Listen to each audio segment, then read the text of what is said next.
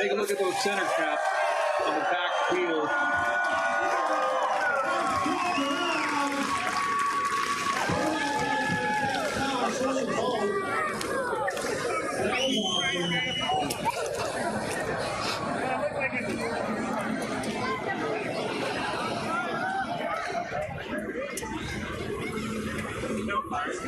It's Chevy, it'll start.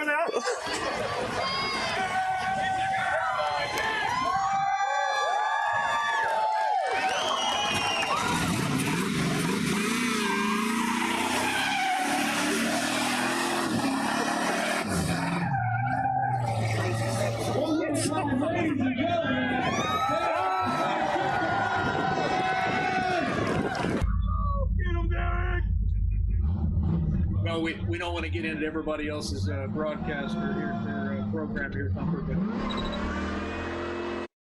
Okay. But I'm having fun. okay. Well, this next part's hilarious too. I mean, it's priceless. Oh, we can show it. If TJ, you willing? Hey, my daddy was a race car driver, and do I have a story for you? Oh, yeah. All right. Yeah.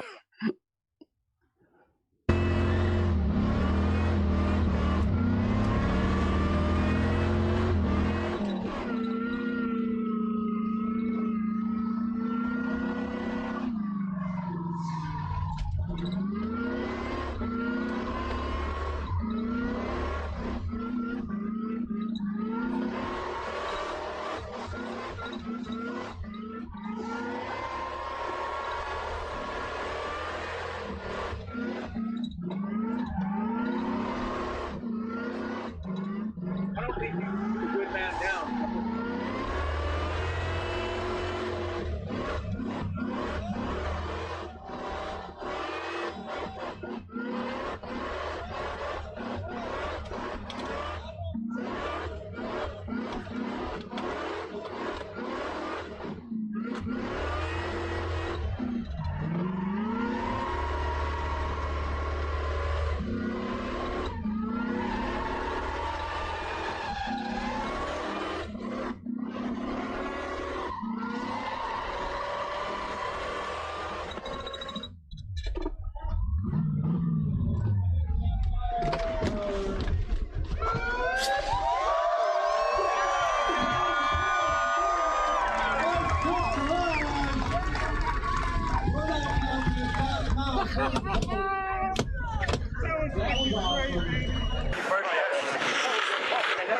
That's how you know it's running. It's fine.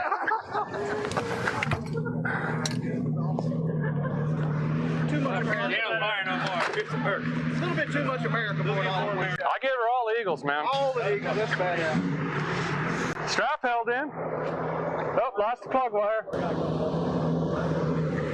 He's good. Lost half his strap. I ran out here of that. Thank you. I saw the engine starting to do that thing. Fucking great. So we just finished. I would have kept going, but we had a fire. I think twice, maybe 3 times. But I kept hearing all 8 singing, so I figured it was just that oil or valve cover gasket, so I just stayed in it. But I better shut it down, stay safe. And then gave her another onion on the way out, and she let on fire again. So here we sit, but we did it. Was in a field, abandoned, earlier this week. Got it running, supercharged it, came out to a vent, had a blast. I think we let all the Eagles out of this thing. So we're gonna push it over the trailer, load her up, head back to Minnesota. Thanks guys for watching. We'll see you next time. All right. There you go. Well, if you're not fucked up now, TJ, I don't know. In the depths of all that mask madness, Derek came up with a way to say that you're not going to keep us down. Okay. I was worried it was you. Like, how does this doesn't fit, but you never know. Might be Deacon in there ripping those tires up. Those are Australian tires that are designed to smoke at different colors. It's just amazing. Wow. But it reminds me of Sir Francis Scott Key, with on that British ship looking at Fort McHenry, Mm-hmm. right, penning the lines of the Star Spangled Banner. Well, you have the artistic soul, don't you? I don't know. I'm sure those guys do too. It's just, heavy metal. Yeah. Yeah. Yep. But your dad was a race car driver? Among other things, yes, he was. He was. And Long story. I had a story. Yeah. It's not really as fun as you'll think. It's as relevant as all that and cool. I was just, I had the police out looking for me at 4 or 5. I distinctly remember it. They truly thought I was missing. It was a horrifying time for my mother because I loved going to the racetrack with my father, and he wouldn't let me go that night. So I hid. Of course, he would tow it, and I hid in the race car in the back. It only had one seat, which was highly annoying. So I hid under the tarp, and they finally came out to the racetrack, and I'm standing in the stickers barefooted looking for Daddy, having a fit. I got yelled by my little friends, and it was one of my best memories. Denied getting to the racetrack, huh? Dang it. No, that was the place to go. Good for you. Well, did they have a laugh about that later? Everybody still laughs a bit about it. Of course, that's in Texas, but yeah, here they go, oh, you're wild.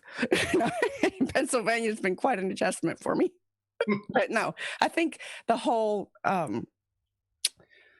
culture, race car culture has really permeated America. People love it. It's a great sport.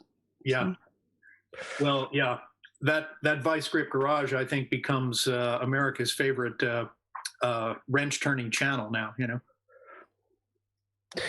Yeah, well, I can't say. I mean, I have cousins and stuff that are still into it, but they don't live close, so I don't know. I don't have too many people up here. Maybe one of my boys will get inspired. But that was awesome. Good, clean American fun. Oh, that whole channel is like that, and he's got his family out there helping him, and they just do amazing things. And folks, I'm telling you what, they got it figured out up there in Minnesota in Derek's family. And it's worth a look. Vice Grip Garage on YouTube, folks. And thanks for the occasion to be able to complete that for everybody to let them see it. It was fun. Thanks, Deacon. I've got to go back and listen to your amazing broadcast, because I know you mix it in real good. Got the encyclopedia brain. Oh, thank you. It's awesome. Well, have a good show. And Thumper, thank you for everything you're accomplishing. And we'll just keep the faith here, folks, and keep on marching. That's right. One foot in front of the other. Amen. Yeah. All right. Have a good day, all. Thank you again. Have a good one yourself. I think I put the prep in the live. I got to get over to you other guys. And we'll just do our introduction and be right back. Interesting stuff. I'm really glad he started with such a boom. It's going to be fun. See you in a few. Except I don't want to show the whole screen. How do I do that, guys? I'm amazing that way, aren't I? Okay, let me fix it.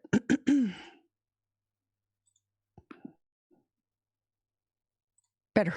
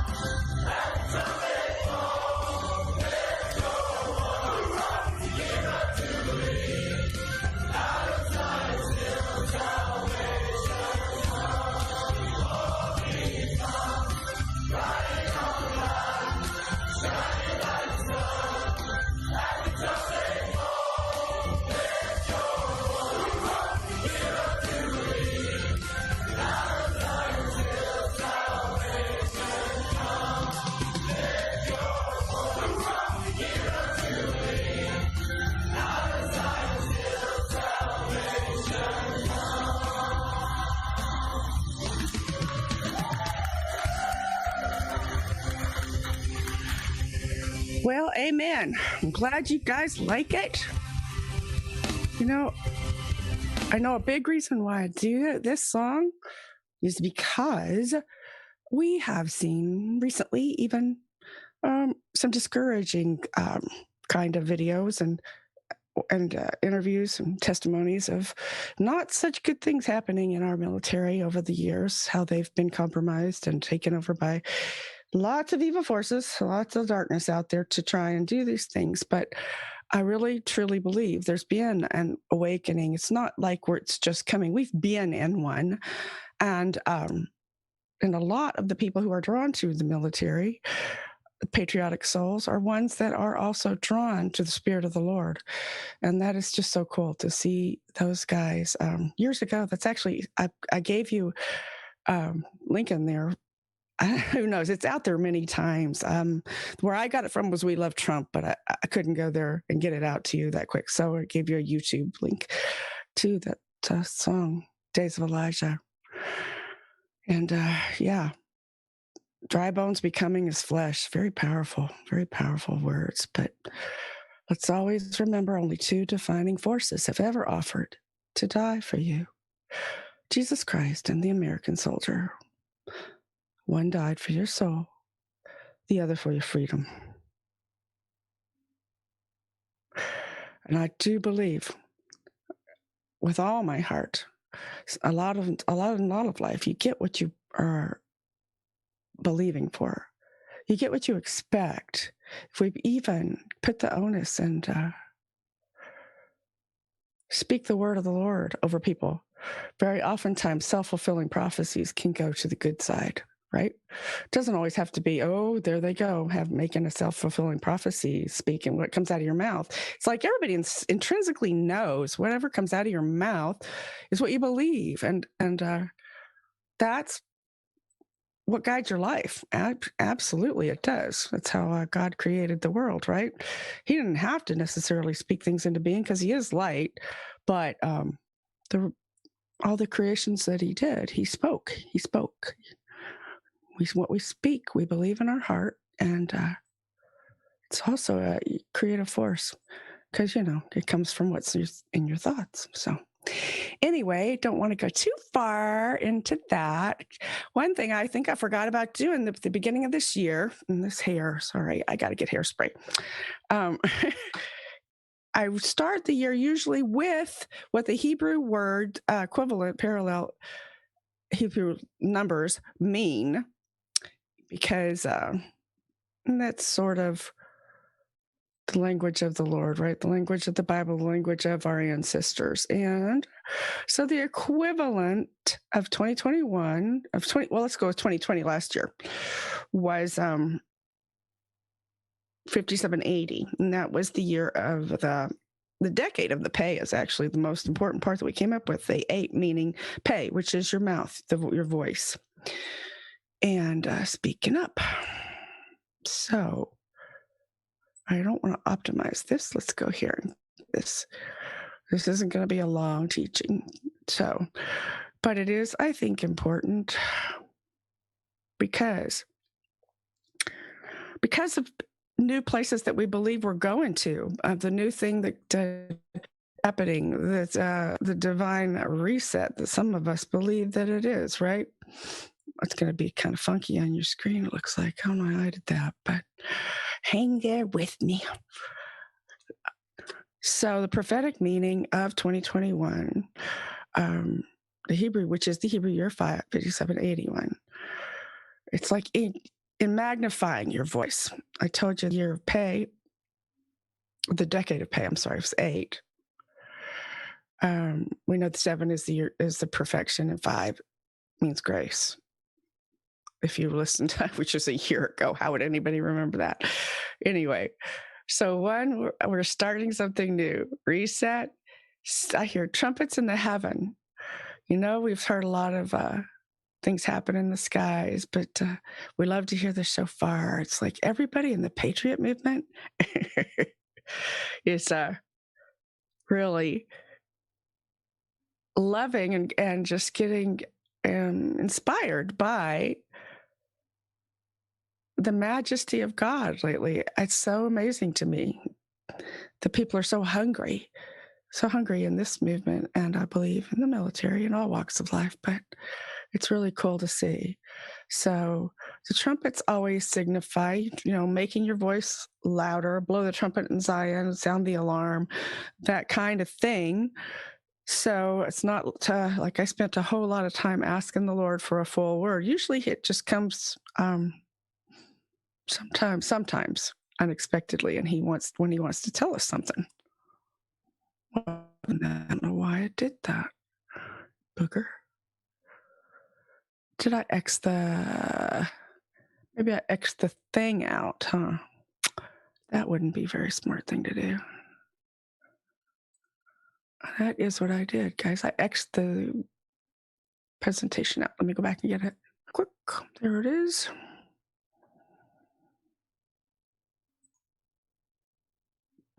I do this because mistake women can make when it comes to reducing wrinkles is not understanding where they come from. I recently turned 65. That was from the Marines video, the ad. Sorry about that. Okay. Here we go. So we even don't have the whole screen this time. That's better. Thank you, somebody in there. Texas Freedom Road, I'm doing okay. Hope you're doing well. So glad to be here with you, sharing the adventure. And we'll talk a little bit about our mindset. It's got to be an adventure. Got to keep it positive. So, and now don't do that to me again. Why? You know what I did? I put the link in the first, that's what's happening. I put the link to that video, that song, in the first slide. And when I hit continue, it goes to that. That's what's happening. It's not showing up, but it's in there. There we go. 5, grace. 8, new beginning. 7, pay earned. Breaking out of cycles. So the story that came to my mind for this year, there's several that fit, of course. Esther, and all the good ones we go through. I thought I try to go a little bit different. Believe in God for amazing things to happen. A new dance, even dancing with him, even not letting people limit you in our thinking, in our expectation, in your destinies, in your calling. And a short, easy example of that would be a guy that's not even the best guy in the Bible, just a regular kind of shifty, deceitful guy, Jacob. Right? The guy who stole the blessing from his brother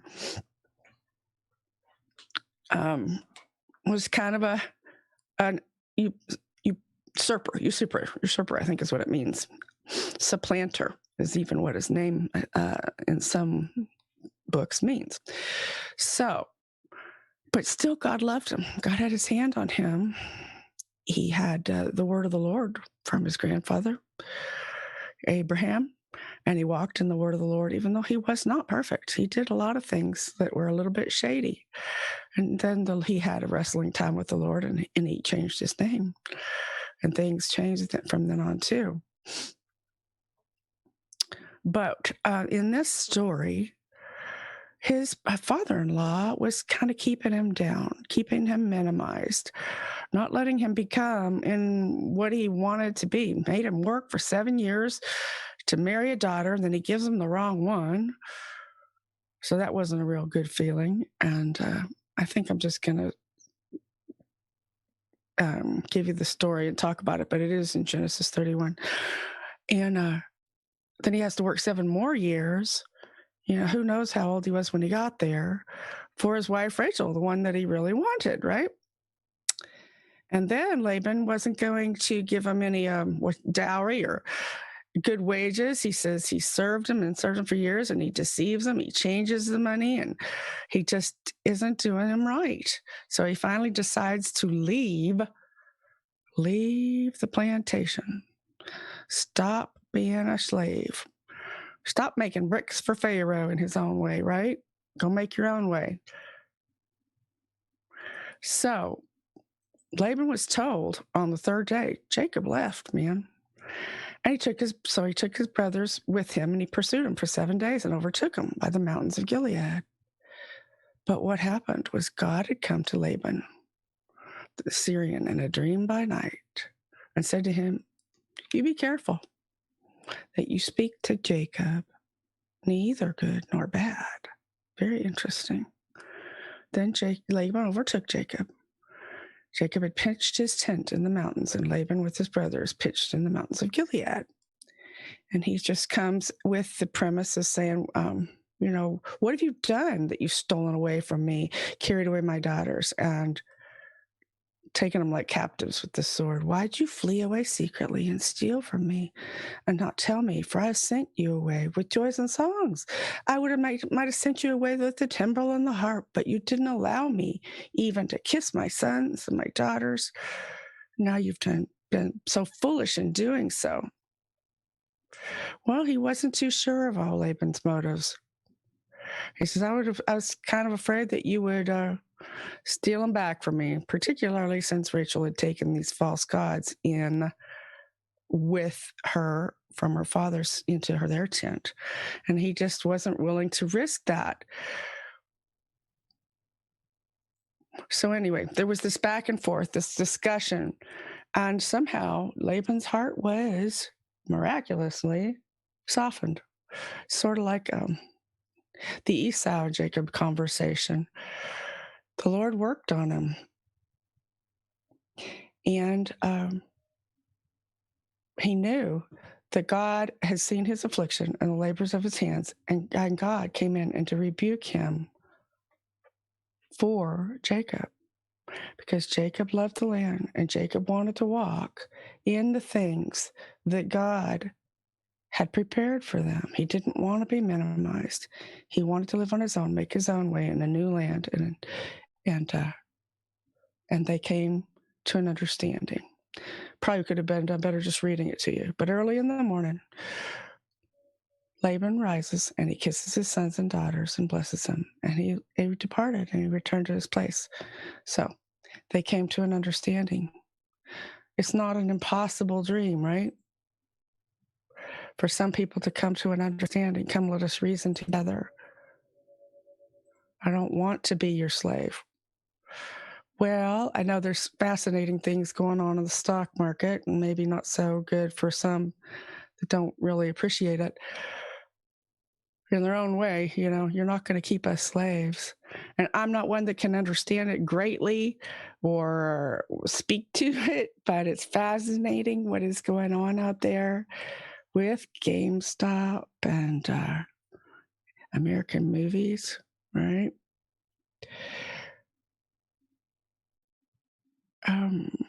I might come back to Dutch. Well, actually, let's start at the beginning. I'm not sure. The interesting thing about this is he made a shift this week. He just made a shift. He's not counting from the days of the election anymore. So it felt like it was the right time for me to go into talking about the new year, what we're supposed to be doing, what our attitude should be. Give me that mountain. Let me go and become what God wants me to be. Let me see new things happen. Let me go out with boldness. And he says our new strategy is don't move on, move forward. So we're going to do a lot about our mindsets, because I've seen a lot, not with you all wonderful veterans of the channel, but it's like new people come in all the time and we so much welcome you. And we aren't completely naive, crazy people here, as you'll come to see if you stick around, the ones that follow Q. But there's more than even just following Q. There's more onus on us now, right now, to walk in faith, to walk believing the best, to walk not complaining and whining, but with our eyes straight forward and our steel spine steadfast. So maybe I will just go through this, and then we'll be done with it. This part, and we'll go to Q Deltas and Telegram. We've got lots to go over. So I'm like, I don't know, 1:30. We'll see how well it goes. Welcome to another Give Him 15 post. Thank you so very much for joining me. Thursday, January 28th. Can you believe it? The title of our post today is Our New Strategy. Don't move on, move forward. In 2 Samuel 5, verses 17 to 25, the Philistines decided to fight King David. They attacked him in the valley of Rephaim, which interestingly means the valley of giants. That's what we've been talking about, is giants. David sought God for the battle plan, implemented it, and defeated the Philistines there. He renamed the place Baal Perazim, which means the master of breakthrough, stating that God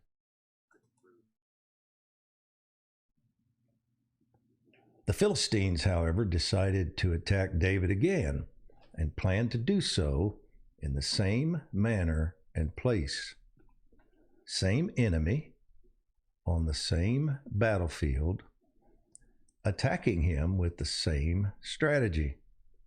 One would think David might also use the same strategy he had previously used to defeat them. But David inquired of the Lord regarding this, and God said, "No, you shall not go directly up. Circle around behind them and come at them in front of the balsam trees. And when you hear the sound of marching in the tops of the balsam trees, then you shall act promptly, for the Lord will have gone out before you to strike the army of the Philistines." David obeyed this strategy and prevailed once again. Spiritual strategies change. If we are going to experience the master of breakthrough and defeat the spiritual giants in our land, it is critically important that we listen to Holy Spirit and adapt our strategies to his instructions. On one occasion, Israel desperately needed water. Moses sought the Lord and was told to strike a rock with his staff. When he did, water gushed forth. Exodus 17:6. On another occasion, when Israel needed water, however, God's strategy was for Moses to speak to the rock and command water to come forth. Moses disobeyed, striking the rock as he had previously. This produced the needed water, but God was very angry with Moses for disobeying. So angry, in fact, that Moses was severely disciplined. Strategies change. One of the most... All right. I'm sorry to interrupt. That's why I want to go ahead with it, because strategies are so important for kings, right? That's all Q is. It's the strategy showing us. And what did he open with? Move on, move forward, don't move on, move forward. So I thought this was just another great reminder. That's what I'm more even looking at for this first portion is the strategies, the way to react, the way to respond, the way to conduct yourself, what's going on, what's needed right now, what is God requiring of his army, which will be in alignment with what the leadership that we believe in, our president and those that are fighting for our new America, our freedom, because that's what God wants. So he's talking about strategies. And I keep, it's a little tough with that in the middle there. See if it'll come back on.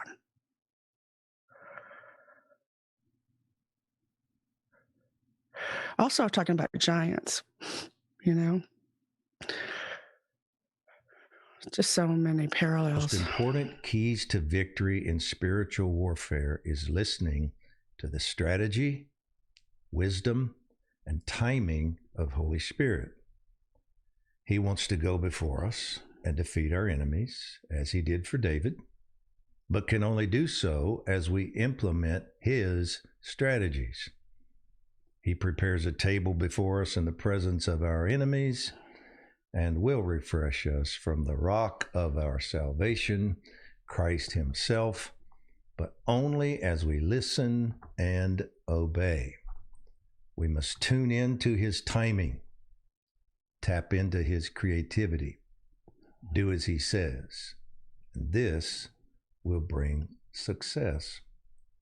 We must be as the sons of Issachar, men who understood the times with knowledge of what Israel should do.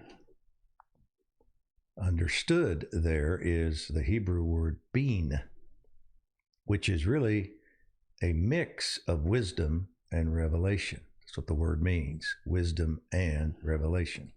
Wisdom, that which is learned over time, and revelation, that which is received spontaneously by the Spirit. Amen. Some have asked why I stopped counting the number of days since the election and placing that at the beginning of the YouTube posts. Is it because I have given up on the fight for justice? Have I moved on from Donald Trump being used by God in America? Have I changed my mind regarding what I believe God wants to do in our nation? The answer to all of these questions is an emphatic no. I have been in the fight for 30 years. Be assured that will never change. And I'm more certain of victory now than I was 30 years ago. I am not moving on, as in forgetting the past season. I am moving forward to the next strategy and phase of God's restoration plan for America. My count, therefore, has stopped and my approach has changed for the following reasons. Number one, it is clear that the judicial system and Congress do not intend to deal with the election any further, at least not currently. This, by the way, has brought us needed insight regarding many of them. Number two, it is also clear that Mr. Trump has decided to deal with the situation in another manner, at least for now. And number three, it has become clear to me, as I have sought the Lord, that our strategy must also change. Therefore, I am not counting from Election Day. I am now counting forward into the new phase and strategy. Excuse me. Do I believe God will continue to use Donald Trump? Absolutely. Do I believe he will continue to expose degeneracy and corruption in our nation? Absolutely, without a doubt. Having said that, however, my primary goal in this prayer journey we have been on was never to get Donald Trump reelected. Our spiritual warfare must not devolve into a battle for a man. The means is important, but it must never become the end. We must be very diligent to keep our focus on God's big picture and plan.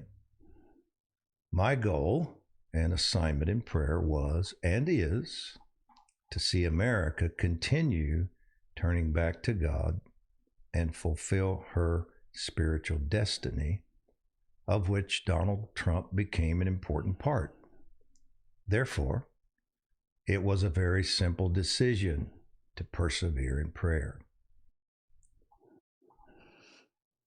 Though God is absolutely answering our prayers, he is not doing so as we thought or hoped he would. His plans and goals, however, have not changed. We must now adapt to his new strategy. Right. I'm going to stop just for a minute. I totally honor this man of God, general of God that has been all over the country and prayed everywhere. He certainly is not a Q follower, and he certainly isn't a big investigator, researcher in, politics.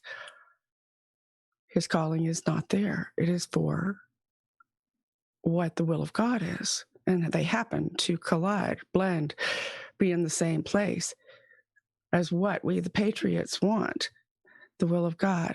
And he still loves President Trump. So it's not that that's what he's saying there. Saying God can get us to where we're going, whichever way he wants. And we totally believe that our president is, because we've been led to believe and studying that and understand that they have a plan. The military has a plan. I just realized something. I skipped over this. After I decided of what to say, even what the strategies were, and I'm not going to read you anything. I'm just going to show you something interesting. I forgot. I put this little link in here too. It's actually the prophet that apostle that Sheets. An apostle is one who establishes a work. In Ephesians, it will tell you the church is built upon the apostles and the prophets, because an apostle goes forth, like I said, establishes a church, Apostle Paul traveled to all of the churches in Asia and always was checking on them, how they're doing. So here is the prophet he travels with, Chuck Pierce. They had this conference that I totally missed. Didn't realize, talking about breaking the curses, head of the year for 5781 or 2021. He always talks in the Hebrew, and it's a little bit over the head of me for sure, because I can't keep up with him. But he's very learned man too. I wanted to see who the speakers were. Several that have been around the president, and one of my favorite, David Harris Jr., was a speaker at this conference. I thought that was really cool. There's another one really cool, outspoken for Trump and the Lord, Ramiro, Pastor Pina. I don't know how to say it, but it's so nice to see bridges being built and people coming together, sharing what's on their hearts with one another. And that David Harris, I knew him when, kind of, so I can say, not knew him. I was under him in a Uncorked Wellness. I don't know if he even does Uncorked anymore, but it was a great product, bunch of products at the time. But anyhow, they're saying the same thing, okay? That's what I want us to see. And now I said, maybe find a cold pint to water your whistle. That's funny. I thought you were talking to me, Sooner Nomad. I'm like, okay, that's not for me.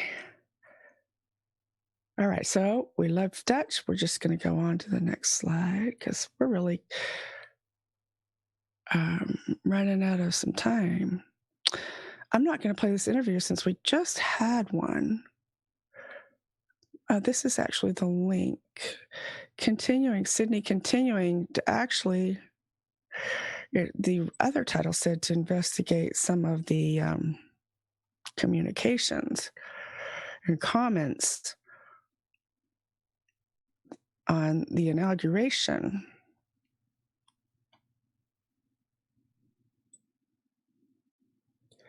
So she's been a couple places back in the news. I loved the way it opened up. Sidney Powell, one of the loudest voices looking into election fraud, has continued her investigation into the irregularities. In an interview this week, she discussed what many are calling the fraudulent election. She claimed that Trump received about 80 million votes, while Biden had many less than that. And then she just goes to talk about the tactics of suppressing speech and bullying, and really nothing new there. The intimidation. And the spirit of intimidation is very powerful, and one to be very aware that anytime you're going to raise your voice and speak up, you're going to meet with it, and even not just simple intimidation from everyday people, but of course, law enforcement. We're seeing that they've gone out and done some things to patriots that can't even imagine the stuff that they're trying to do. So just pray for us really strong backbone and ability to stand up to these devils, because how dare they? I mean it. How dare they call us the names that they call us, with their histories that we know of, and the turning it around, what they're doing. We've got to be strong and put it out on every media that you have a chance to do it, because people really are waking up. They're not bold yet, right? So it's up to the ones who are truly plugged in to be leading the way, gently as possible, but boldly as possible. Boldly, boldly, boldly, boldly, boldly. Boldly, boldly go with a big voice. All right, here's a guy we like. Natural News has some great updates. We'll go to the website. We'll do the funny video too after we look at what he's got for his review of the day, or situation update. The pen and the phone strikes back. I like it. Mark B.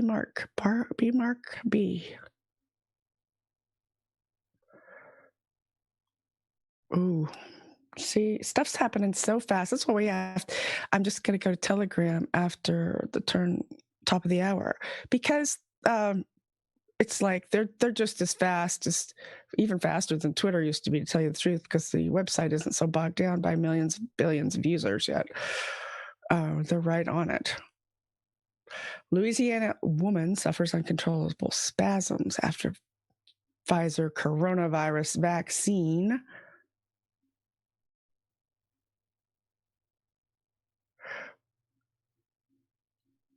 Keeping National Guard troops in D.C. is a necessary political act, says retired military intelligence officer. There have literally been 2 or 3 updates since I put this together. So I'm 2 or 3 or 4. Heavens, look at that. Yeah, or 5. I was going to read to you American taxpayer money funneled to Wuhan to build the coronavirus, because I haven't talked about the coronavirus much at all this week yet. We know what's going on there, some crazy stuff. But who is this military, retired military guy saying it's unnecessary? Let's look at that.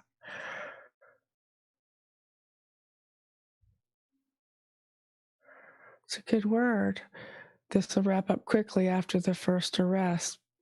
Biden, in your humble opinion, you can put it out there. Nobody's going to jump on you if you make the wrong prediction, whatever. I mean, I know old Susan Rice was big on Tennessee homesteaders list, and look at her. Who's running the government? Who's really calling shots in a lot of what's happening right now? Although, take either one. So, since he just put this app here, I'm going to go see. 5,000 of the over 26,000 troops sent to D.C. to provide security will remain after the rest have been sent home or redeployed. Now, a retired military intelligence officer has commented that these units are turning into an occupation force, and that their continued presence is unacceptable. As of January 26th, there are currently around 7,000 National Guard units remaining in D.C. A spokesperson for the Guard said that these numbers will be whittled down to just 5,000 by mid-March, which means that thousands of Guardsmen will be sticking around the Capitol for nearly 2 months longer than they were initially told. Retired Lieutenant Stephen Rogers, a former member, there you go. Sorry. Yeah, I think Susan Rice is doing a whole lot behind the scenes. Look where he's a member of. The JTTF believes that the continued presence of significant numbers of National Guard troops in D.C. is a cause for concern. Well, we pray that you just kind of smooth that over, Lord. You just relax. The purpose of the Guard is to supplement law enforcement agencies, to help them with crowd control, to help them with enforcing laws, just to supplement their manpower. That job was done, he said during an interview with NTD. Unfortunately, what the message the American people are receiving is that this is slowly becoming an occupation force that is absolutely necessary. And I, for one, got to put my 2 cents in here in the middle of the article. I do wish we would get some word that that is what is happening besides, I mean, we have General McInerney. I'm sorry. That's a very legitimate, credible, viable voice. And if we don't remember that, I'll go to his Telegram after the hour. But still, it's like, come on. Why are we still so cloak and dagger? All right. Tens of thousands of National Guard troops were sent to the Capitol following the unrest that occurred on January 6th. But spokesman said they didn't have to deal with any security concerns on Inauguration Day. No kidding. The Guard is acting on tips given to them by the FBI. Acting Army Secretary John Whitley said the FBI warned the Guard about possible unrest in the coming weeks. But Rogers doesn't believe this. He said the troops' continued presence in the Capitol is political, especially given the fact that there continues to be unrest in other parts of the country, perpetrated by far-left organizations like Antifa and BLM. And that's a good reason for many to leave, too, right? These events, Rogers believes, are what actually requires presence. And so we saw a mass exodus of 19 or 21,000 troops, whatever. And then, but they're doing kind of a shift. Right now, I can only say this is political. What kind of message is being sent? It's not a good message for our world leaders. It's not a good message for the American people. It's time for these troops to come home. They're not cops. They have to be combat ready. They have to be ready to fight wars. And I may add, they have to be ready to go to areas of the country where they're called upon to help law enforcement agencies. So now he thinks the impeachment's being used to justify the troops. That's very interesting. It's definitely shady and hard to see exactly where he's coming from. But I think the JTTF can give you some, although there's definitely good guys and bad guys everywhere, right? The only upcoming event that may trigger political civil unrest is the upcoming second impeachment trial, according to Schumer. That's expected to begin on February 8th. So law enforcement officials state that the impeachment trial poses enough of a risk to justify keeping 5,000 National Guard troops in Washington. So why is there still so much just vagueness? Who's in charge here? So they'll officially stay there, and they'll stand by in case local and federal law enforcement need them. The order to remain covers all members of D.C. National Guard's 74th Troop Command at the rank of captain and below, and aviation entities that are the rank of sergeant, first class, and above. the 113th Wing of the DC Air National Guard will remain as well, including mission support and medical staff. In all, affected units constitute around 3,400 troops. Additional guardsmen will be brought in from Maryland, and they will remain on duty till at least March 15th. To help its troops respond to threats, the Guard is establishing a quick reaction force made up of 500 Guard members that will be drawn up equally from both the Army and the Air National Guards. And this quick force will stand guard in certain portions of the city every day from midnight until noon of February 28th. So learn about what the government believes are threats to the national security by reading the latest articles at National Security News, and sources include Epoch Times, Politico, and Reuters. So my question is, and I imagine a lot of us have already thought, well, I don't believe they're still in the parking lot. They were taken to Trump Hotel, and then Biden apologized because he's so embarrassed. So I would think, to save face, he would actually make some kind of accommodations and not keep them in that, his arch enemy's hotel. Yeah. High-level diplomatic trips. The military is keeping them in. That's a good question, dear man. I wish you'd go find it for me. But, well, look, the thing that we can say, and I know we're aware of it, is you're telling me Biden's administration is promoting Lieutenant General Flynn's brother to 14 different other promotions. You really? If he's in charge, and he would put the man who knows where the bodies are buried, his brother, in a high level position. That doesn't make sense to me. The White House being dark a lot doesn't make sense. Some are saying, sometimes that's protocol or whatever, but I don't remember anybody having this happen. Yes, and we know the military is so loyal to him. They're just he's got a heart. It's a mutual thing, and it's genuine. It's a wonderful thing.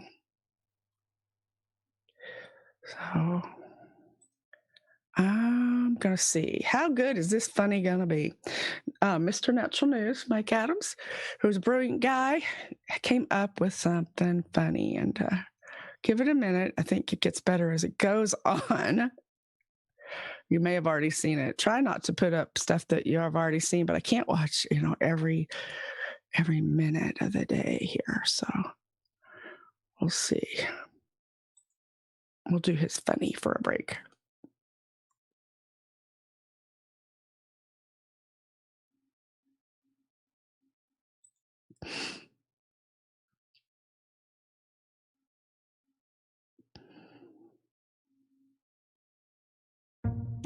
With Joe Biden pushing this radical trans agenda, it makes me wonder if NASA is going to start picking trans astronauts. I can only imagine the scene with a transtronaut out there doing a spacewalk just outside the space shuttle in orbit high above the Earth, la, la, la, la, la, and then back on the ground at the control center, it'd be like, ground control to Major Tom. Can you update the situation for us there, sir? And then in a very masculine voice responding, it's ma'am. And then back at ground control, a couple of radio operators. Dude, what happened? You called him sir. Major Tom is our transtronaut. I didn't know. I've always known him as a guy. Dude, you just misgendered our transtronaut. We don't want him mad on a spacewalk. I mean her. We don't want her mad. I'm not trying to make him mad. I mean her. I've always known him as Major Tom. Well, call her back and apologize. Okay. This is Houston, Major Tom, and we had a bit of a radio gender glitch, and you may have misheard that last com. All of us here on the ground, we have the greatest respect for your work, sir, and it's ma'am. Dude, you did it again. You just called her sir. I'm sorry. He doesn't have to get his panties in a bunch. Well, in his case, it is actual panties in a bunch in orbit. Well, dang, man, why is he so uptight? He's been Major Tom forever around here, and now suddenly he's a she, and we all have to change our memory of who he is. I mean, what's the deal? Oh, I know what's going on. Okay. Yeah, now it makes sense. So, okay, before the flight, he told NASA that he was a woman. So they issued him a female spacesuit. Oh, no. Yeah, you know, the super tight, form-fitting inner curvatured layer that maintains the air pressure tight against the body. There's no extra space in there for, you know, the man stuff. Oh my God. He has no trunk for his junk? Nope. He's in space, but he's got no space. He's getting squeezed. Oh man, there's no margin for the largent. Yeah, it's an anatomical, astronomical, comical crisis, that's for sure. What should we do? Well, reel him in. Her. Get her in the shuttle. Get that spacesuit off before this becomes a testicle spectacle. This is ground control, Major Tom. We would like you to return to the shuttle immediately and prepare for removing the incorrect spacesuit that you were issued and switching to a suit for a man. It's ma'am. What have you done? Now she's really pissed off. I don't know. I was only trying to release the pressure. Oh no. Get ready for a full-blown trans-bitch fit. What's a trans-bitch fit? Oh, you don't want to see that. You take all the volatile emotional energy of a woman scorned and combine it with the violence and rage of an angry man. Whew, together, that's a trans-bitch fit. What should we do? I don't know. Tell him to pass gas or something. It might inflate the space between his legs and let the blood flow. You know, make space for the balls. Did you just say space balls? No, I said make space for the balls. That's different. I'm sorry. Ground control to Major Tom. The crew here is asking that you effectuate some flatulence to achieve, what do you call that? Crotch equilibrium. Please, ma'am, please. I'm wearing a spacesuit. Just do it. Just trust us. Let it rip. We're ground control. We know what we're talking about. Just do it. Did she do it? Did it work? Major Tom, are you there, sir? It's ma'am. Oh, thank God, she's back. Well done, ground control out. Oh, that was bad. Survival Nutrition is our new free audiobook. All right. Oh, which one of you said that? Dear man, I think it was you. Kept me busting out. Shame on you. Shame on you. Yeah. Like Mike Adams, a really smart guy. And it's neat to see the blending there, too, because I've came to know about him more in the Steve Quayle, Hagman Report, that kind of, stream that isn't necessarily the Q followers. So, but he's been on some neat phone calls with Linwood and the General McInerney, and who else was on? And Sydney and Dutch Sheets. Was amazing. If y'all didn't see that video, it's really a good one. To go back, it's probably about a week old now. And not Coach Clay, Clay Clark, I think is the one that hosted it. Anyhow, I get myself nickels here when I hit the link because I can't get back to the show prep thing. Let's see if I can do that.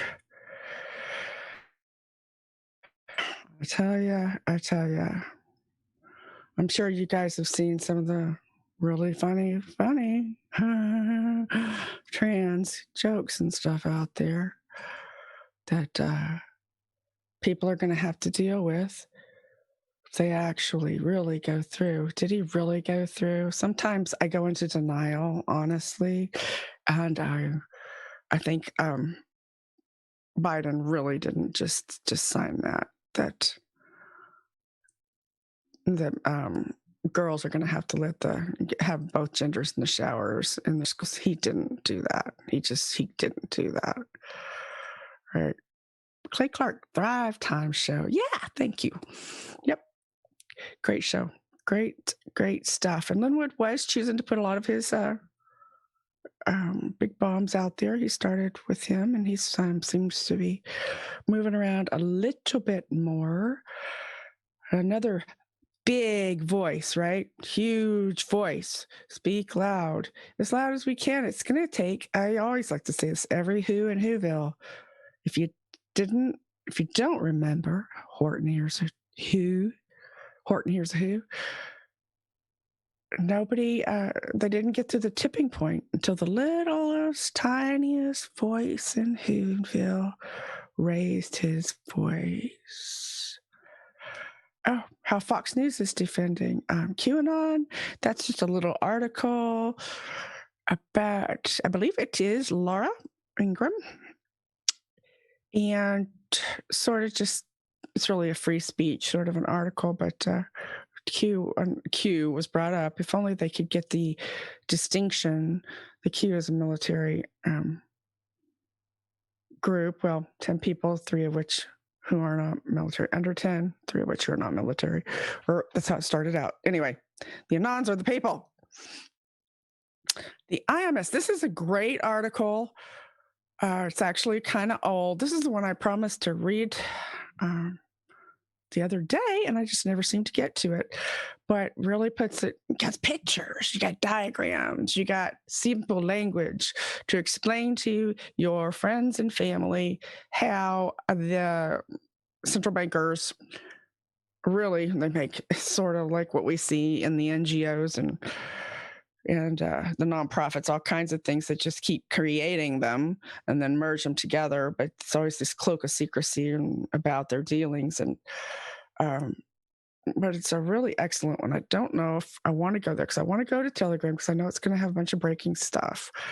And I'll keep that in my pocket. I haven't gotten tons of notifications, so maybe I'll be up to date when we get over to Pocket. I think this is a great article. It's in your show prep too, 7 harsh truths that will improve your leadership skills and oversight. Basically, following the PMA, nothing wrong with PMA, positive mental attitude. Norman Vincent Peale is good enough for President Trump. He's good enough for me, and not that I have to hang on his every word. Don't hang on anybody's every word. Don't hang on my own every word. Don't agree with everything, right? But we have all the who's in Whoville at the Theodore Grizzle Museum. He's from Springfield, Massachusetts, where he lived. Cool. This is the strategy right there. 7 brutal truths. What's the number 1? So I went here just for that. Brutal truth that good leaders will first pump the fear out of the room. Excellent. I'm not going to read the article. Maybe I'll just give you the high points. Brutal truth that good leadership doesn't happen without trust. That's what our president was instilling and endearing the military for all these last several years. And it's genuine. Does my behavior increase trust? Imagine what a mess they have with this faux presidency. The brutal truth, the good leaders are willing to listen to feedback.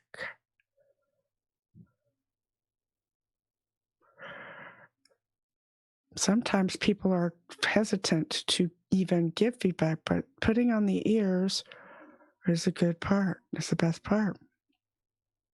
And President Trump's excellent at that. Great example. The brutal truth, good leaders are positive, even when things go bad. We've seen him doing that so many times. So many times. He turns it around. How else are you going to turn around? You got to pause, regroup, learn, grow, bounce back. Brutal truth, good leaders rarely, if ever, procrastinate. That one hurts. Ow. They anticipate problems when issues arise and they address them head on before they escalate. Nobody's perfect at that, I don't think. The brutal truth that good leaders put strict boundaries on themselves. And this is a great saying right here. The difference between successful people and really successful people is that really successful people say no to almost everything. Wow. I'm really taking this in, and I've already read it. The brutal truth about that leadership in the end is really about love. Pretty cool. It has, intrinsic value between us all. So that was really good. And then the next one, 10 things emotionally intelligent people refuse to think, sort of along the same line, just not complaining and making things worse. It's never gonna happen. It's over. We're doomed. This sucks, I mean, it's okay to say this sucks, but it's like, I know, I'm a cheerleader. I don't care. Call me whatever you want. I think it's awesome. It's extremely important right now. And that's really what I've been brought here at this time to do, to impact the soil of our culture in this movement. To remember for my own sake, pay attention what comes out of your mouth. All or nothing thinking. Don't see things as all black and white, right or wrong, nothing in between. If I'm not perfect, I'm a failure. There's no point in doing it. They didn't show. They're just terrible people. I'll never get that promotion. Never and always and never, if you haven't heard that. Those are overgeneralizing, not a good idea. Minimizing or making a catastrophe. That's your... Who said it? Clutching their pearls. He cute, I think, said that. Yeah. The clutching your pearls. Everything's a catastrophe. Using words like should, need to, must, ought to, motivation, shoulda. Well, sometimes it isn't the way we want it to be. And I think there's a lot of fluidity in the things that are going on, although some of the cue drops are uncanny, and the way that they make the connections. Labeling, don't put a label on yourself. I can't stand that wimp, idiot, those kind of things. Jumping to conclusions. Nobody's going to understand. I won't be invited back. Nobody loves me. Everybody hates me. I'm going to discount the positive. That doesn't count. Anybody could have done that. Now, this is a big one. Anybody's contribution, you don't know. You don't have the balances. You don't have the skills. As long as you're doing something, speaking well and believing God. Blame and personalization. Oh, if he only hadn't yelled at me, I wouldn't be angry and shot back. Anyway.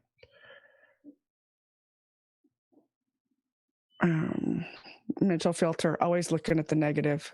I mean, these are really what the Bible says is renewing your mind. So that's what I'm about here. And one more thing, I guess, since I'm going to get rid of the presentation and it's left a quarter after already.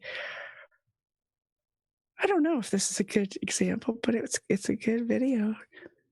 I think it's a great one.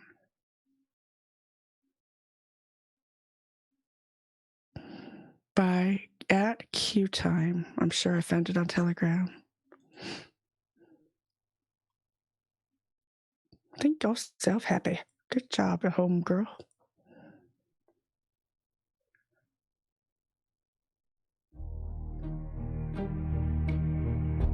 A lot of good things have come out about the hydroxy. A lot of good things have come out.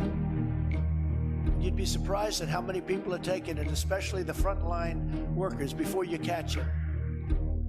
The frontline workers, many are taking it. I happen to be taking it. Hydroxychloroquine? I'm taking it, hydroxychloroquine. Right now, yeah. A couple of weeks ago, I started taking it. Because I think it's good. I've heard a lot of good stories. And if it's not good, I'll tell you right. I'm not going to get hurt by it.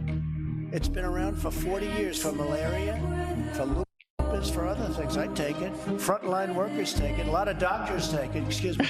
A lot of doctors take it. I take it. Oh, man, I miss them.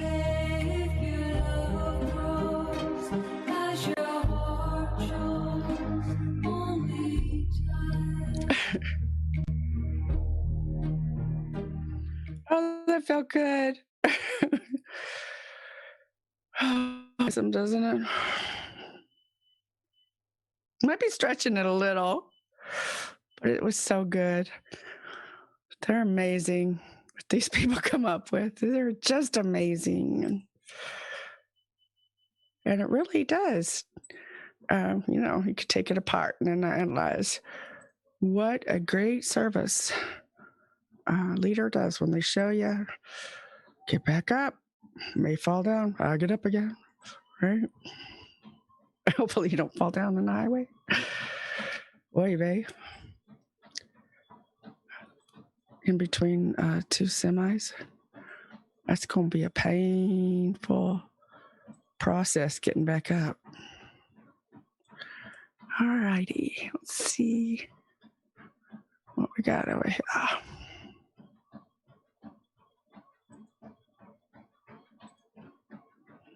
It is a war on your mind. It is a battlefield of our mind. Absolutely. And I think that's a large part of why we stay plugged in. I mean, that's why you have schedules and rituals, whatever you want to call it. We won't call it a ritual because it's got a bad connotation, but getting into established schedules of renewing your mind with the Word of God, with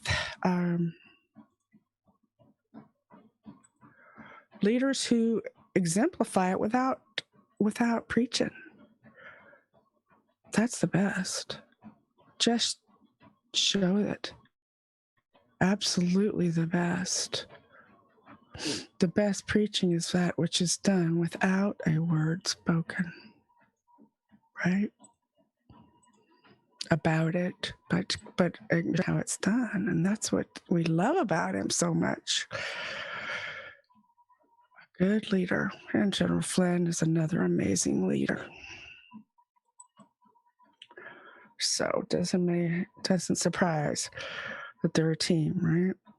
Oh, I think everybody knows. Telegram, Apple has announced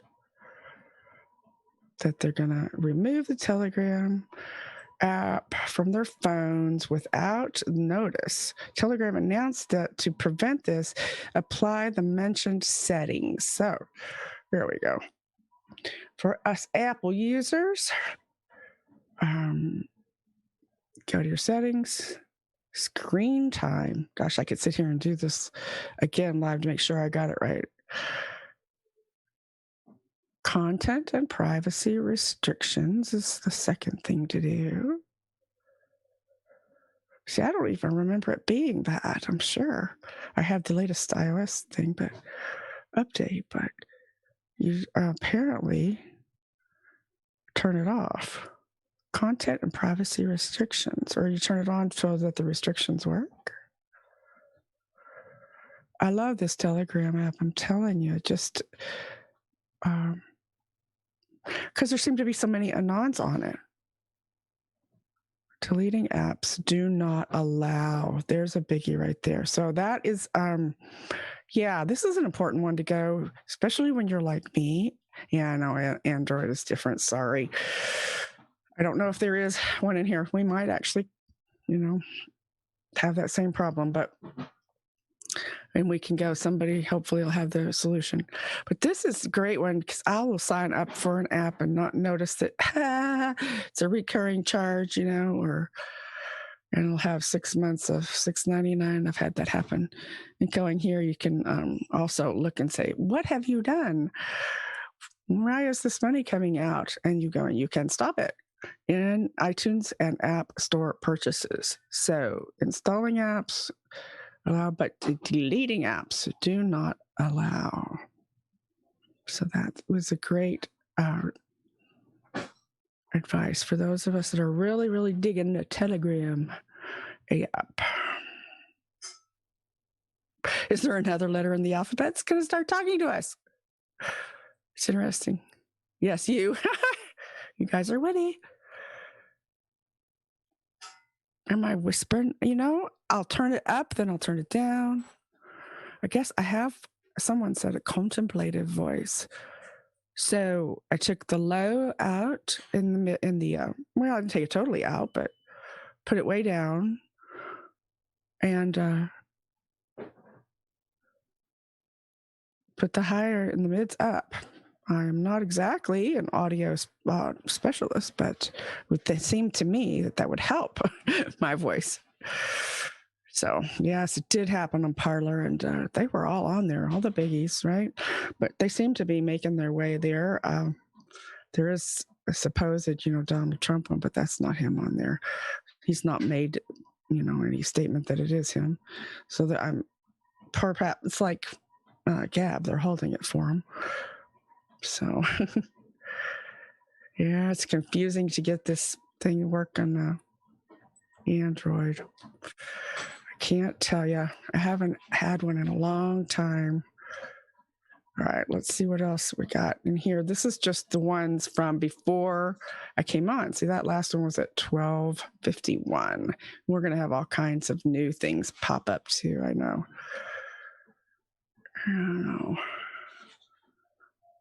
Oh, okay, so it started at the bottom. That's what I did.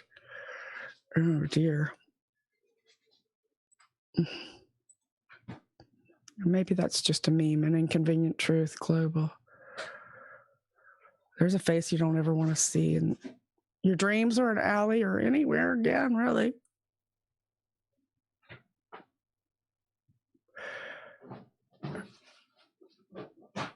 Oh, this one should be in the prep so you guys could have it. But again, I just got to see it 10 to 1. So it is under...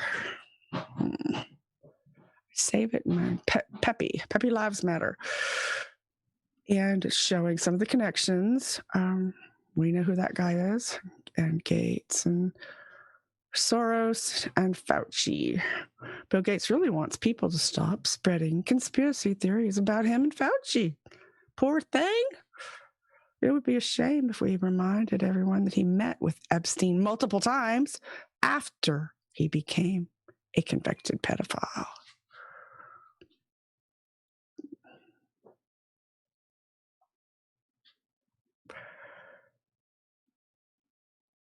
Okay, so this one is GOP lawmakers requesting briefing on why the continued presence at the Capitol. So I think we sort of covered that. And Q toss as well. Patriots know why there's a continued presence at the Capitol. And I know it's what's his name that Ali likes? Street Fighter, Patriot Street Fighter, talking about, even has some sources, people around there. So I watched him last night, I believe, said the White House is dark again. So I don't know what to tell you. Extreme efforts. This is a drop back in 3/15 on 3/15 of 2018. Extreme efforts to kill login devices. Extreme efforts to censor. Extreme efforts. Dead count bounce. Enjoy the show. Bring the rain. You can really get a feel for what's going on around the country. I guess we can hear them whine and Babylon, and that we'll talk about a voice. At least you can make it out, I suppose.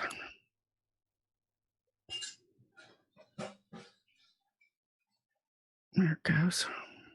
The presence of social media plus a pandemic is a combination of,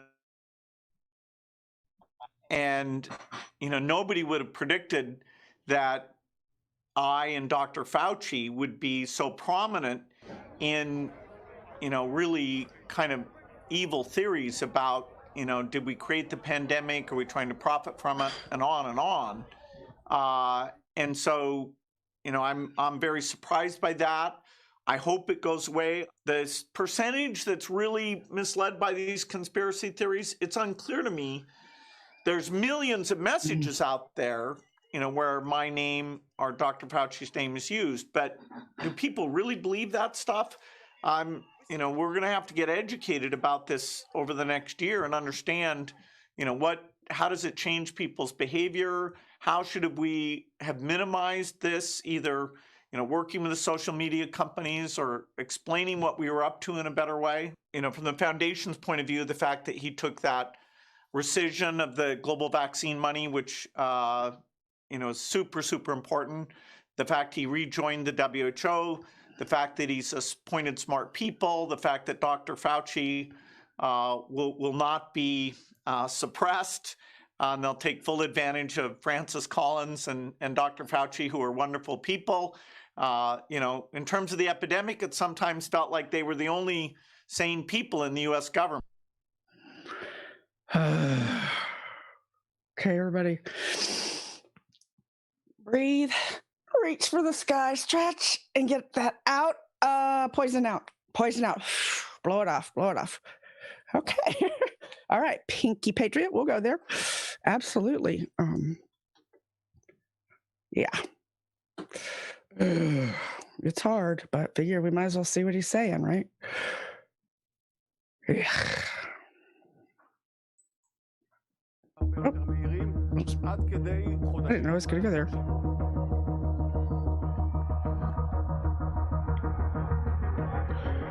אנחנו שוקדים על התוכניות האלה ומפתחים אותן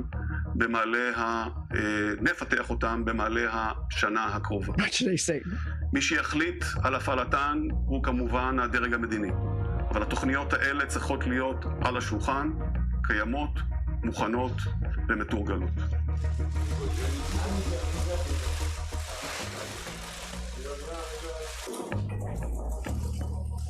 או אפילו אם יהיה זה הסכם דומה עם מספר שיפורים, היא דבר רע ולא נכון. הוא רע מבחינה אופרטיבית והוא רע מבחינה אסטרטגית.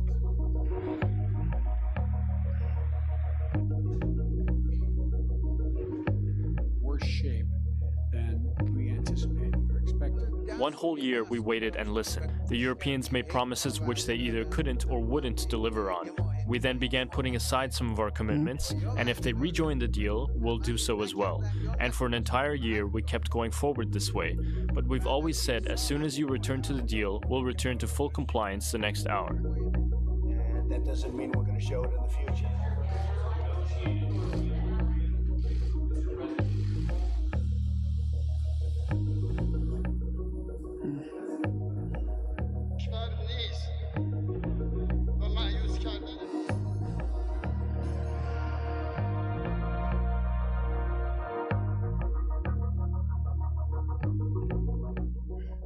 Israel believes that any nuclear program that Iran has, even under the existing agreement, is a pathway to a bomb. But certainly this is a political shot across the bow, and it underscores that even if the United States is willing under the Biden administration to return to the agreement under very significant preconditions, the political path forward is very, very difficult. Wow. Can we all at least agree? Iran is an enemy that shouldn't be messed with. We know. We know it's a major cabal hub. We know what Obama making deals. And it shouldn't be any surprise, it's heating up. Trump had his thumb on all those world powers over there in Europe, and now they're calling him out, It's just being opportunists. Back on Gates, Deb, yes. Why do you have a patent on the coronavirus? Right, exactly. Need to keep that in mind. We have to rehash this stuff, and that's why I'm trying to make presentations just to give out to people, because it's got several topics, right, in each one, so that and then they go find them for themselves. Because you Google stuff and you're going to come up with MSM crap, and you got to dig, unless they go to Telegram. This has been a very good resource. Go back to restricting iPhone apps. I don't even know how I got to that video, to tell you the truth. I don't work this too well, but let's see what we can do. I would think. Okay, good. Here we go. let's look here again real quick for you. I know it can be confusing. Getting down to here for me took me a while, and I probably still get confused. You go to your settings, screen time, content, and privacy restrictions is the number 2 place. My question, though, is I'm not sure if you're turning it on. It looks like you're turning it on. I'll have to go, look again. I haven't done it. Then this is the one that I always have fun looking for, iTunes and App Store purchases. Deleting apps, do not allow it to happen. So number 3 does make sense. Not that they can't invade your privacy. So I'm a little vague on that. But number 4 makes total sense. Deleting apps, don't allow it. So you've got it. Yeah, iTunes and App Store purchases, delete, and then under that, under installing apps, deleting apps. Don't allow it. What we're going to do if they update it, I don't know. They're not going to update it. What am I saying? For now, it's a really good source. Our U.S. Department of Energy. Oh, it's such a good time for my son to go work out in the basement. Oh, goody. You guys can hear bang, bang, bang. Oh, well. Oh, heavens. Department of Energy, ready to be an active partner on this initiative to deliver 40% of the overall benefits of relevant federal investments to disadvantaged communities. Mm-hmm. This is my Telegram, and I put the things that were cropping up, and looked good to go over right before I came on. Not to mention though, I'm getting notifications still. There are other things going on. And this is a lot of interesting dot connecting, even with the deltas, which there aren't that many for today, which is actually the 28th, but I didn't go over them very well yesterday for the 27th. I know the guys did last night. It's hard to get through them all. But 127, 1352. I'm not sure why that would take them down to 951. Oh no, it's the yellow one. It took them over here. Security monitoring, GameStop frenzy as Warren pressures the regulators. We know they're already having manipulations going on by crazy and trying to undo what patriots are doing, which is fascinating to me. I'm not one that understands that as well as most of you probably out there. You probably all understand it better than I do. But there's really no doubt that that GameStop was in here, even to the point of somebody puts the GS instead of being George Soros, GameStop, and AMC is even in the drops. Could the GameStop debacle be a message? The game is about to stop? Maybe. Okay. There we go. GameStop, just a game. AMC watching a movie. And Pinky Patriot wants me to go to Linwood, and I really will. As soon as I see something that's, no big deal. There's the White House, black it out. Oh, well, you guys have seen that, I imagine. We can end with that. We'll go back to, I don't know if I can pass it up. Ooh, and I've got Isaac Cappy in there too, which I'm not going to have time to get to. Somebody said this, I don't believe this is really him. I took it in there and I really shouldn't even put it on air because for one thing, even on Twitter, there's no blue mark. So, I got to investigate it yourself. Isaac Cappy, I can't put on. It's got too many bad words, but it's definitely in there. And I'll let you know whose Telegram you can find it under. Let me find Linwood for you. Then, okay. Go down here. What did he just put out that you want us to look at? How to legally decline a vaccine. That looks good. That looks very good.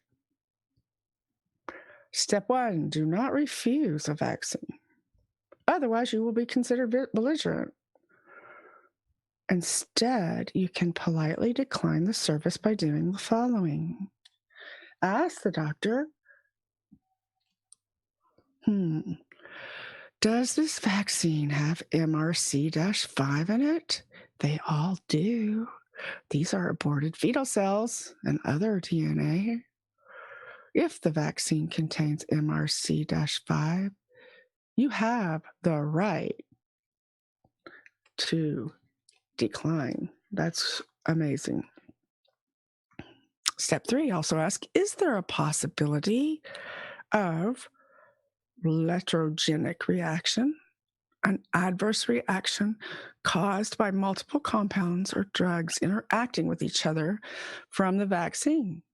They all do. When the doctor says yes, it does. That is your get out of vaccine free card. Thank the doctor for their offer and walk away.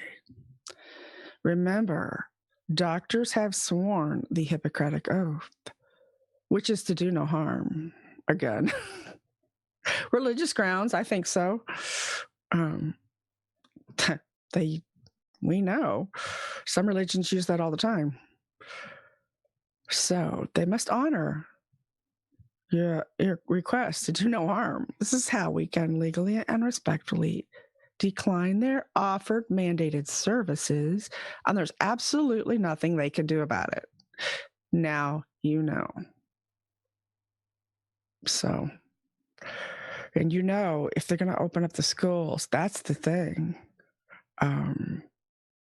It is Telegram. It is Linwood's Telegram. So it'll have that t.me. If I just X out of this, I probably can. Oh, I don't know. Copy share link. I don't have anything to put it on at the moment, though. You know what? I can probably put it into the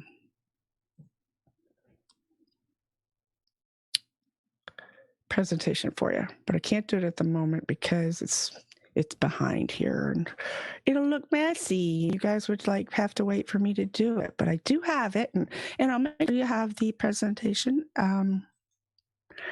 link back before the show's over, so it'll be there. I'll try to make it very visible too, so I know the other one that I kept messing on wasn't showing up very good.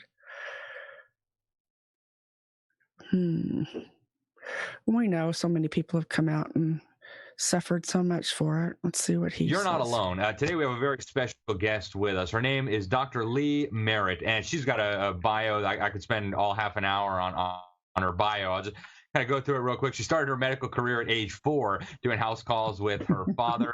She's a lifelong member of the Alpha Omega Alpha Honor Medical Society. She's the past president of the American Association of Physicians and Surgeons, which is a wonderful, wonderful group of doctors. She's a former board member of the Arizona Medical Association. This bio is just incredible. Classically trained physician, got her medical degree from the University of Rochester School of Medicine and Dentistry. She was an orthopedic spine. Cool. Sounds highly credited. I see it's 29 minutes, so we're not going to have time to go through that. But once you get the Linwood Telegram link, this one is also in his line, and you'll figure it out. It's really not hard. It's actually so simple. It's crazy to go through people's stuff. So, if we want to just see who she is, let me see if I can get that to go forward a little bit.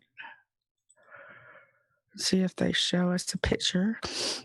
Trees, and the British thought that was unsportsmanlike, and on and on. But in our lifetime, what I call military, conflict 4.0, and I made this up before I ever even heard people now talking about 5th generation warfare, but that's really what we're talking about. 4.0 was when we were fighting, say, ISIS or or Al Qaeda, and you knew maybe who the enemy was by the Geneva Convention. They appeared like a standing army. They had uniforms, they had training, they used group tactics and things. but you really weren't 100% sure who the enemy was because you didn't know who was funding them, who was sending them weapons, who was really doing the training. So there was plausible deniability. But what if you could take it the next step further? So what I've called, and what I've learned, actually some other people have called Warfare 5.0. What if you had a weapon that was so stealth that not only did you not know who the enemy was, you didn't even know you were being attacked? Wow. Huh. I know if there's, a few labels for it. Warfare in the gray zone. But I thought it was 4th generation psychological operations using social media and other outlets. But she's saying 5th because you don't even know. That's an excellent video. That's going to be great to share because she's no ifs, ands, or buts. She is a military doctor who studied biological warfare, goes through previous animal studies on the technology and paints a dire picture. However, even though modern medical schools do not often teach it, there are ways to treat viral infections that are time-tested and effective, she concludes.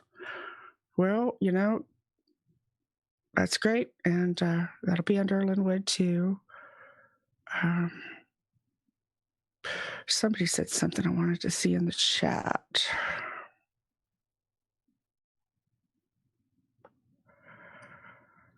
Oh, what? Who's live on RSBN in 19 minutes? You get me excited. Oh, you probably mean Matt Gates. All right. I get excited when somebody's on RSBN. And it's not who I'm wanting, which really didn't think it would be, but that's definitely a great resource, and download it. I download everything, and it's very easy on Telegram to download too. I didn't see that the first couple days.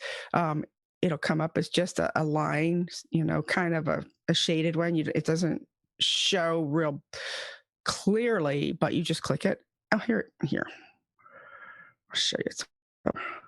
And you're probably not going to see it because it's going to be so low in green. Bottom right, as far as you can go, you click that and you can download it. And keep it on a hard drive, not a cloud drive, if possible, because you won't lose it. And go back and look at that one. Looks really good.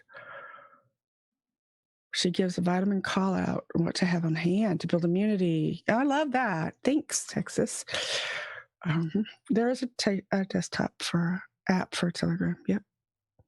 That's what I'm using. It does not seem to bog down my computer at all. Look at this. Twitter, I'd be waiting. So very, very pleased with it so far. Let's see what we got. We did that. Oh my, I might go so far, I don't even know where I'm at.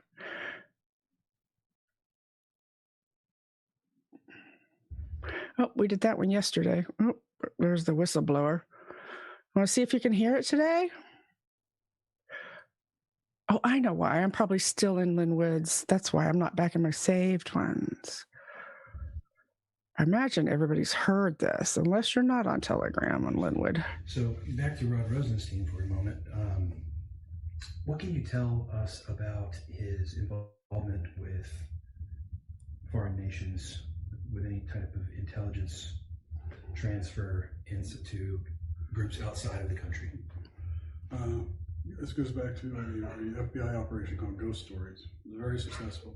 They just kept heavy surveillance on known Russian assets within the U.S.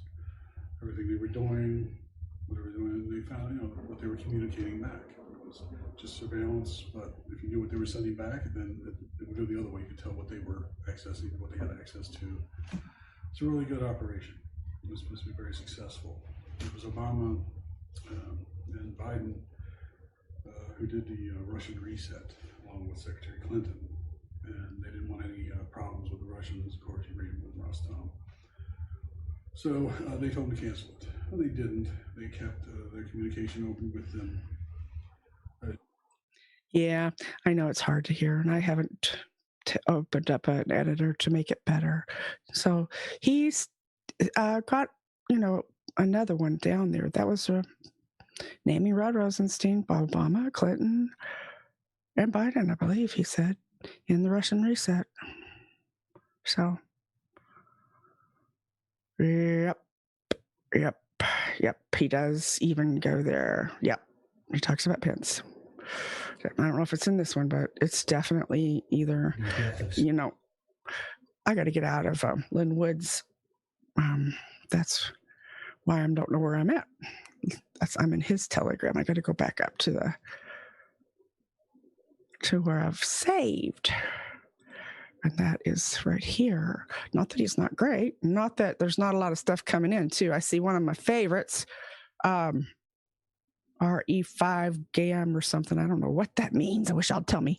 RE5GAM he's dropping all kinds of stuff.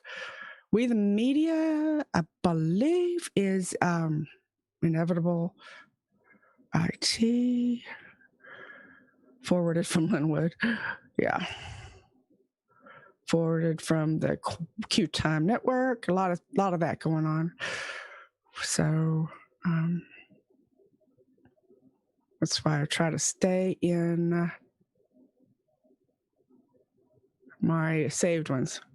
Did Joe Biden just talk, delivering remarks on healthcare? That might be interesting. Looks like it's pretty new. Come again? Jessica O'Donnell on Twitter says. If it doesn't take me to Twitter, it's MSNBC too. Yeah, it's up. It's up all the way. I try. Now, Lynn has suffered a lot. Not if you're going to take me to Twitter. I can't do it. Help me. See, I'll be here forever. Dang it.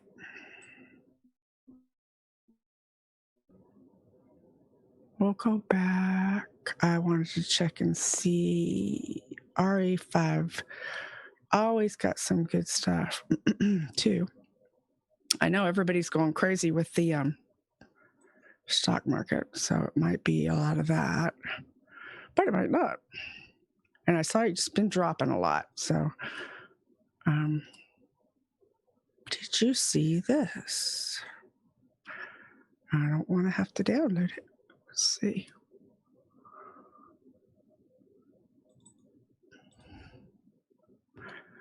Robinhood insider information. It's going to be too small.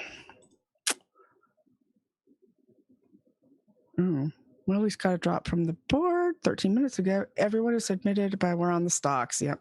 These stocks are being pumped purely to cash in on some Tard Street hedge fund, shorting themselves beyond feasibility. Nobody is lying about GME curing cancer with Vidya or some stuff. It's purely because Melvin et al. Whipped their they're talking some slang. An army of oddists and retards are dancing around the table with anything ranging from Fisher-Price mallets to 20-pound sledgehammers, and all Melvin can do is smell the tendy breath and praise for the storm.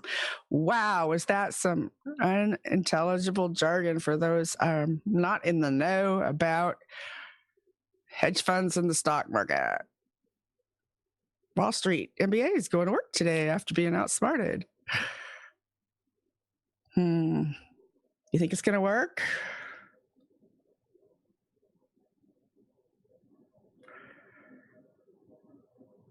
It's going to be a fight to the death. Yeah, it might be too. He's such a great channel, but it might be just a bit too much of the stock market. Does explain, how they're manipulating it, and we know what they do. They raise, make them go crazy, balloon, and then they bust them so that they can buy out, right? And I know there are people much more equipped to explain that to you than me. So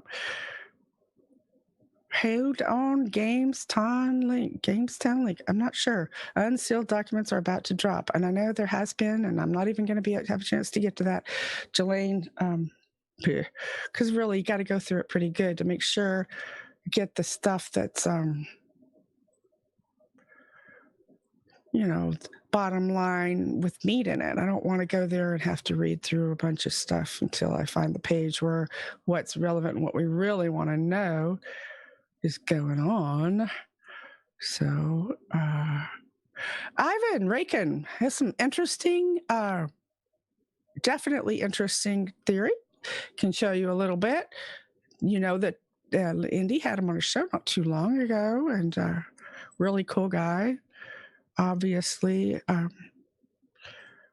credible lawyers constitutionally. Anyway, I guess I'm not going to make it big. I'm clicking and clicking. It's not going big.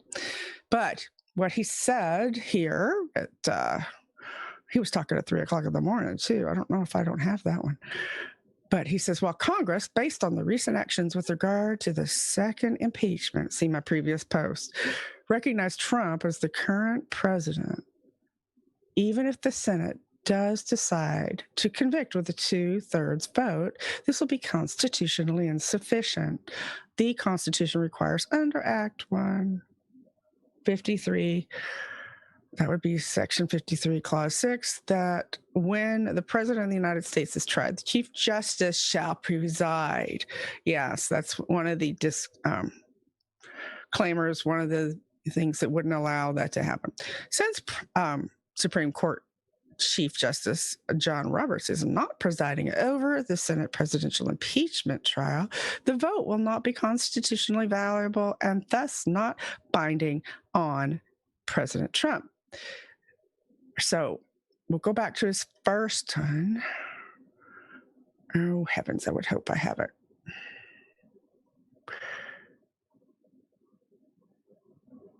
Of course, it's not going to be in order.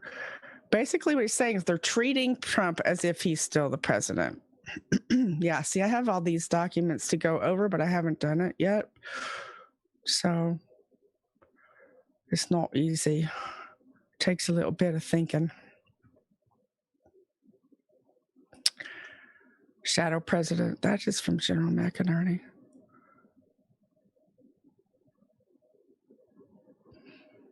And whose is this on? Here's a guy, he's all the way talking about the bringing in of Antifa. So he's got eyewitness testimony. Oh gosh, that's funny. Trust Dr. Fauci's plan. It's very scientific. How many are we going to get to? Are you guys putting links out there? Thank you. I got to remember to get you that link into the presentation. I will not forget that so that you can find it.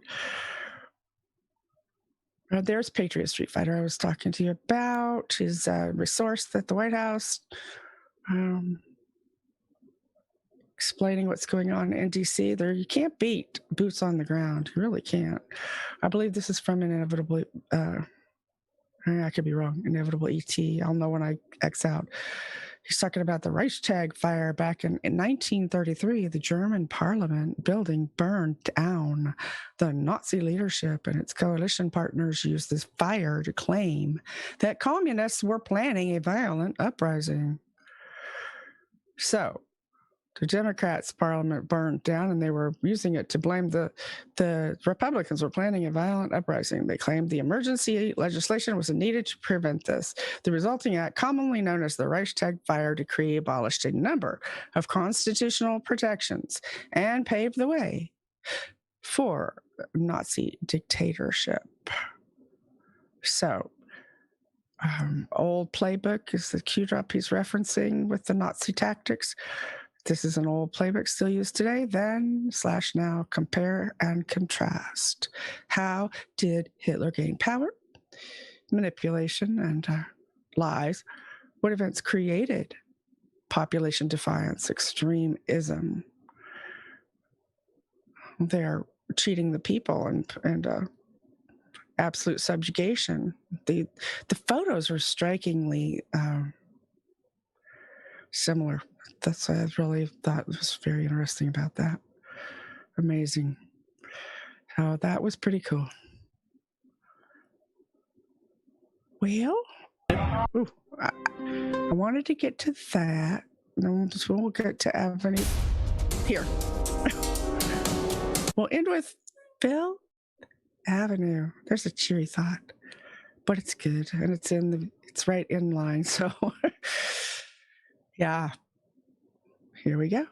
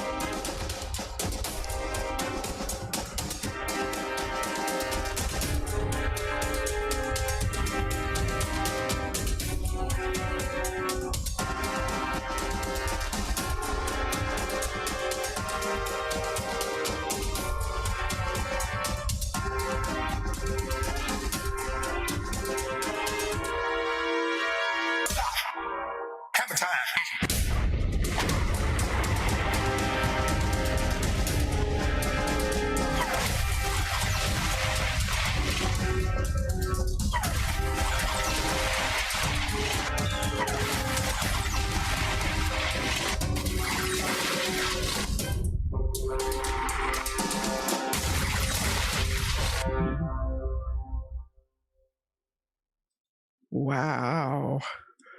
Enjoy the show. Thank you, Drop Media and Rock Hugh Boswin. You know, one other thing I thought, somebody will show it tonight, and they haven't already showed it 10 times, but President Trump being caught out on the golf course, and you can just hear him at the end. Was it It's Not Over, or We'll Be Back? Wasn't that, but it was a good comment. And we're holding on, and we're expecting the best. And I don't believe you guys are out there talking clones, but I love to talk clones and go look at that and wonder what the heck's going on, because we know they have tech, but we're not going to go there at the end of the show. I tell you.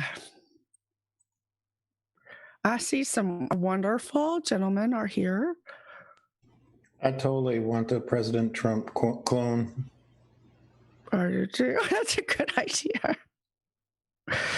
We wouldn't be so skeptical, would we? We'd say, well, that's not such a bad thing. We'd be like rationalizing it all over the place. President Trump was cloned. How come clones have to be evil all the time? Yeah, exactly. I'd enjoy a clone of me. That'd be really nice, actually. Oh, like the Multiplicity movie? Yeah, I'd have to watch it. But yeah, I don't know. It's amazing what some people are brave enough to put out there, you know. Hillary and all her different levels and which way, ups and downs. But Biden in that ear, it's like, we have to ask a plastic surgeon, you know, can you go through a facelift and like probably reattach or something? You probably can. You know, they'll say they can. So I don't know. But it's been fun. And thanks for being here with me. I'm going to put that Linwood link on the prep, and I'll send it out to you. Again, it's 3 o'clock, though, and Common Sense is ready to brighten your day. Have a good one, guys.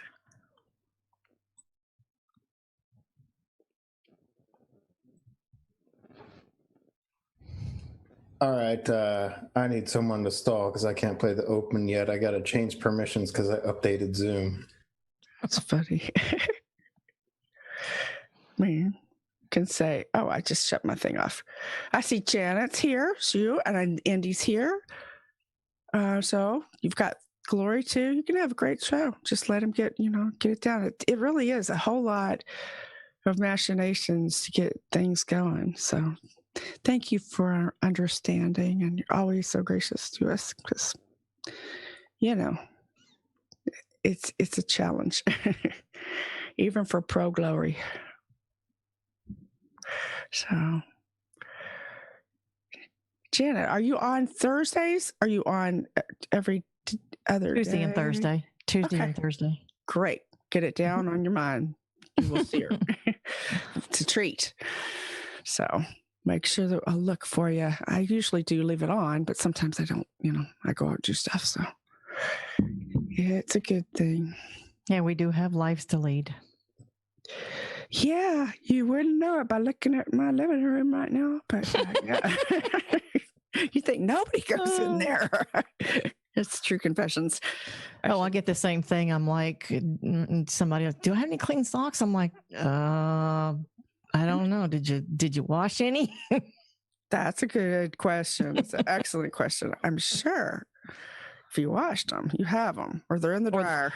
Well, they'll come up to behind me and talking and don't realize I have earbuds in probably over half the day. And they're just like talking up a storm, and they'll look at me and I'm like, I can't hear you. Yeah. I'm glad other people live that way. See you later.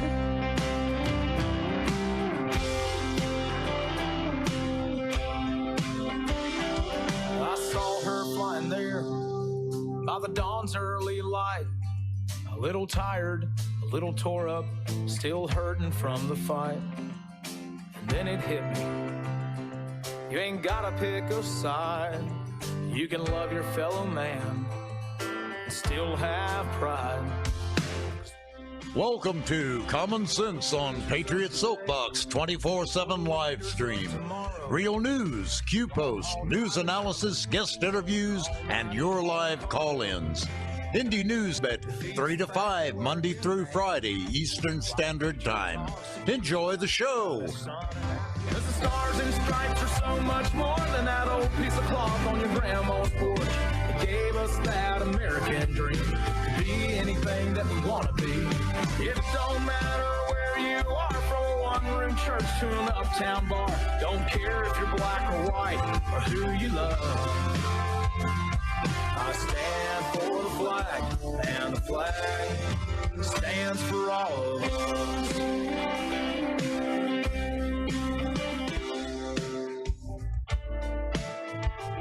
Hi, I'm Derek from The Common Sense Show.